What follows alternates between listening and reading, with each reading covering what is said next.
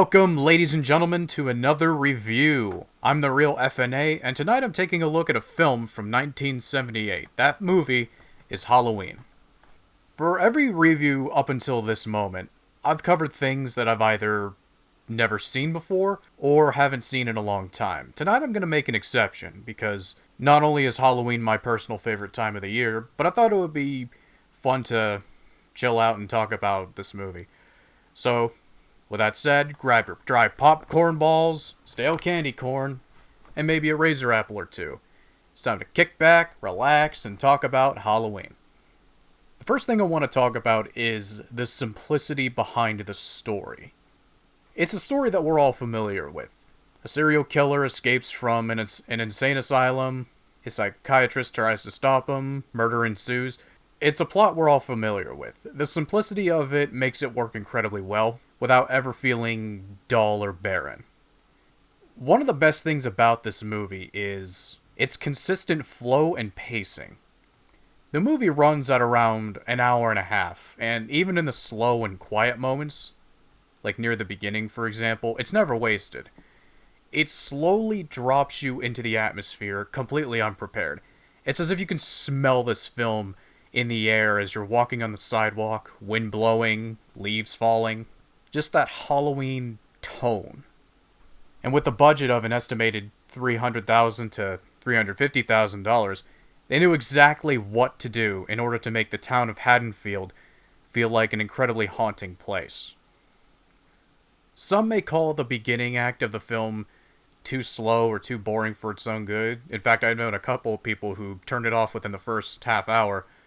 But I think the film works with this, because the character interactions are just enough to hold you over before the tense stuff really begins to pick up. Speaking of characters, I'd like to talk about two specifically. The first being Michael Myers himself. A man of few words, and by few I mean zero. The way he pops up seemingly anywhere and vanishing in a matter of seconds, he has a ninja-like way of getting around.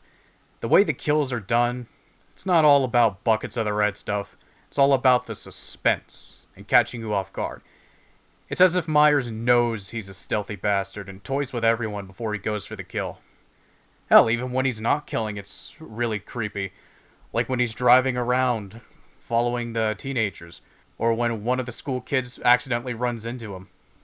Shout out to his name in the ending credits being called The Shape.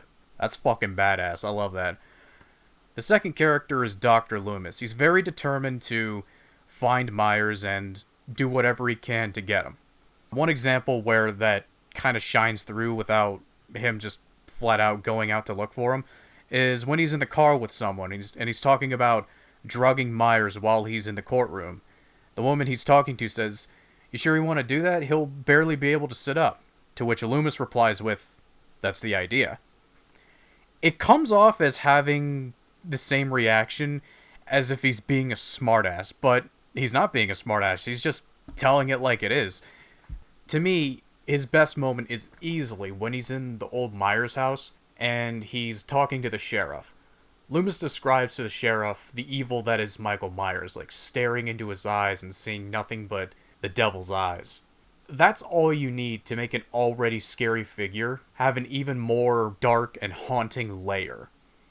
As for the other characters, they're enjoyable enough to see. There's Laurie talking with her ditzy high school friends and the kids she's looking after. It puts a nice sense of humble familiarity into the film. It's where even if you know Myers is out there, it's like a nice break from the horror.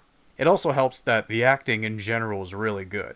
All their performances feel natural. Even for the kids, which, in my opinion, is a hell of an accomplishment because I never thought I'd see that. Seeing a kid actor in a film who's not murdering my ears is like seeing a snowflake in hell on the 4th of July. Now, music and sound design. These two play a big part into why this film works so well. The director of the film also composed the score, and you can tell how effective it is because of how iconic the main theme alone is. Walk around the neighborhood on Halloween night and you're almost guaranteed to find somebody playing the Halloween theme for the trick-or-treaters to listen to. It's that fucking good. Even though they only play the same few songs throughout most of the film, it never comes off as repetitive because they're used selectively and at the right time. The sound design is great. Hearing these screeching sounds when Michael Myers appears always serves as a good jumping scare, because there's a lot of build-up and you never know when he's going to show up next. I don't like a lot of horror movies because of their over-reliance on jumping scares and blood and gore, but I'm happy to see this film not suffer from any of those tropes. Lighting is good, camera work, really good. Sometimes it does long shots like when you see Laurie talking with her friends along the sidewalk, and the classic opening where you see POV shot, which is in the perspective of a young Michael Myers. We also have a lot of good camera cuts being done, like when it cuts between Laurie getting in the house and Michael slowly but surely walking across the street to get her. Nothing fancy, but at the same time, it doesn't need to be because of how effective and creepy it is. So when all is said and done, can I recommend Halloween? Ooh, yes. Absolutely. When the time of year comes for pranks and scares, the movie Halloween is essential. There's not much wrong I can find with this film that would make me reconsider ever seeing it again.